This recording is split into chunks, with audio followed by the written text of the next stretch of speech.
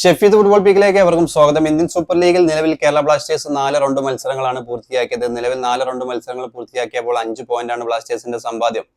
പഞ്ചാബിനോട് പരാജയത്തോടു കൂടിയായിരുന്നു കേരള ബ്ലാസ്റ്റേഴ്സ് തുടങ്ങിയതെങ്കിലും അതിനുശേഷം തകർത്താടി കളിക്കുന്ന കേരള ബ്ലാസ്റ്റേഴ്സ് ടീമിനെയാണ് നിലവിൽ നമുക്ക് കാണാൻ കഴിയുന്നത്.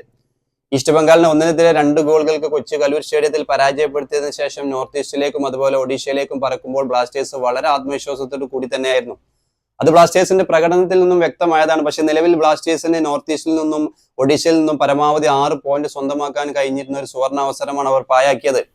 ഡിഫൻസിലെ പ്രശ്നങ്ങൾ തന്നെയാണ് സ്റ്റാറേക്ക് നിലവിൽ തലവേദനയാകുന്നത്. സച്ചിൻ സുരേഷിന്റെ ഫോം ഒരു ചോദ്യചിഹ്നമായി കിടക്കുകയാണ്. കഴിഞ്ഞ 2 മത്സരത്തിലും സച്ചിന്റെ പ്രകടനം നമ്മൾ കണ്ടതാണ്. നിർണായക മത്സരങ്ങളിൽ അല്ലെങ്കിൽ ഒരു പ്രഷർ സിറ്റുവേഷൻ കൈകാര്യം ചെയ്യാൻ സച്ചിന് കഴിയുന്നില്ലേ എന്ന് തന്നെ ചിന്തിക്കേണ്ടി വരും സ്റ്റാറേക്ക്. എന്തായാലും ഡ്യൂറന്റ് കപ്പിൽ സോംകുമാർ ആയിരുന്നു കേരള ബ്ലാസ്റ്റേഴ്സിന്റെ ഗോൾ കീപ്പറായി വന്നത്. അദ്ദേഹത്തെ മാറ്റി സച്ചിന് പകരം സോംകുമാറിനെ കൊണ്ടുവരുമോ എന്നുള്ളതൊക്കെ കാത്തിരുന്ന് കാണേണ്ടി വരും.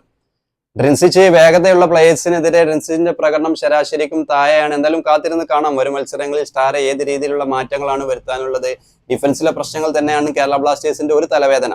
രണ്ടാമത് വരുന്നത് നമുക്കറിയാം, കഴിഞ്ഞ മത്സരത്തിൽ നോവ സോദ്വയ്ക്ക് പെനാൽറ്റി ബോക്സിൽ തള്ളിയിട്ടതിന് ശരിക്കും ബ്ലാസ്റ്റേഴ്സിന് അനുകൂലമായ പെനാൽറ്റി ലഭിക്കേണ്ടതാണ്.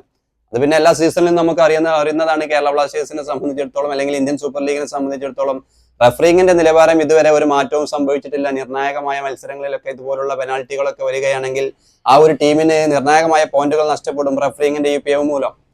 ഏതായാലും കേരള ബ്ലാസ്റ്റേഴ്സ് മികച്ച പ്രകടനമാണ് കാഴ്ചവെച്ചുകൊണ്ടിരിക്കുന്നത്. ഡിഫൻസിലെ പ്രശ്നങ്ങൾ പരിഹരിക്കേണ്ടിയിരിക്കുന്നു. സച്ചിൻ സുരേഷിന്റെ ഈ ഒരു കോൺഫിഡൻസ് ഇല്ലായ്മ, നിർണായക മത്സരങ്ങളിൽ ഒരു ആത്മവിശ്വാസ കുറവ് ശരിക്കും ബ്ലാസ്റ്റേഴ്സിനെ പോലുള്ള ഏത് ടീമിനായാലും നിർണായകമായ പോയിന്റുകളാണ് നഷ്ടപ്പെടുത്തുന്നത്. കൊയ്ഫ് ശരാശരിക്കും താഴെ പ്രകടനം മാത്രമാണ് മിഡ്ഫീൽഡിൽ കാഴ്ചവെച്ചുകൊണ്ടിരിക്കുന്നത്. ലൂണ അടുത്ത മത്സരത്തിൽ ആദ്യ 11-ൽ എത്തേണ്ടത് നിർണായകമാണ്. എന്നാലും കേരള ബ്ലാസ്റ്റേഴ്സിന് ഇനി അടുത്ത മത്സരം വരുന്നത് ഈ മാസം 20-ാം തീയതിയാണ്. ഇന്നത്തെ ഇന്ത്യൻ സൂപ്പർ ലീഗ് മത്സരങ്ങളോട് കൂടി ഒരു താൽക്കാലിക ഇടവേളയാണ്. ലീഗിന് ഇന്റർനാഷണൽ ബ്രേക്കാണ് വരുന്നത്. കേരള ബ്ലാസ്റ്റേഴ്സിനെ മുഹമ്മദൻ സ്പോർട്ടിംഗ് 20-ാം തീയതി നേരിടുന്നതോട് കൂടിയാണ് ISL പുനരാരംഭിക്കുന്നത് ഈ മാസം. എന്തായാലും കാത്തിരുന്ന് കാണാം സ്റ്റാർ ഏതൊക്കെ രീതിയിലുള്ള മാറ്റങ്ങൾ കൊണ്ടുവരുമെന്നുള്ളത്. എന്തായാലും ഡിഫൻസിലെ പ്രശ്നങ്ങൾ പരിഹരിക്കേണ്ടിയിരിക്കുന്നു. നിർണായകമായ പോയിന്റുകൾ ബ്ലാസ്റ്റേഴ്സിന് നഷ്ടപ്പെടാതിരിക്കണമെങ്കിൽ ഡിഫൻസിലെ പ്രശ്നങ്ങൾ പരിഹരിക്കേണ്ടി വരും.